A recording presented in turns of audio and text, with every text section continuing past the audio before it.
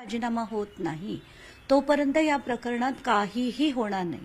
आणि म्हणूनच मला असं वाटतं की आता हे जे मुख्यमंत्री आणि अजित पवार हे कुठेतरी वाट पाहतायत की माध्यमं कंटाळतील, लोक कंटाळतील, हा लढा बाजूला हळूहळू होईल आणि आम्हाला मुख्यमंत्र्यांना आणि या दोघांनाही वाटतंय की धनंजय मुंडे यांना आपण वाचवू शकू, तर तसं आम्ही होऊ देणार नाही. आता शेवटचा एक त्यांनी जो प्रयत्न केला भगवानगडावर जायचा, त्यानंतर देखील आपण बघितलं की प्रत्येकाची प्रतिक्रिया किती तीव्र होती. देशमुख कुटुंब त्यांना भेटायला गेलं. वैभवी आणि धनंजय देशमुख यांनी अनेक गोष्टी नामदेव शास्त्रींपुढे मांडल्या आणि त्या प्रत्येक त्यांनी पुरावे दिले, FIR दिले की एवढी ही जी माणसं आहेत तर त्यांची मानसिकता तुम्हाला समजून घ्यायची आहे. पण त्यांनी जे कृत्य एक नाही अनेक केली आहेत ती तुम्हाला पाहिजे नाहीयेत. तर अशा सगळ्या त्यांच्या मनातल्या व्यथा त्यांनी मांडल्या.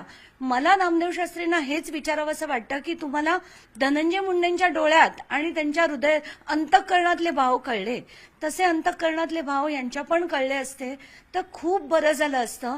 म्हणून मी असं ठरवलंय की आता एक मोठा खुलासा मी उद्या करणार आहे आणि त्याचे पेपर्स घेऊन मी स्वतः आता भगवानगडावर जाणार.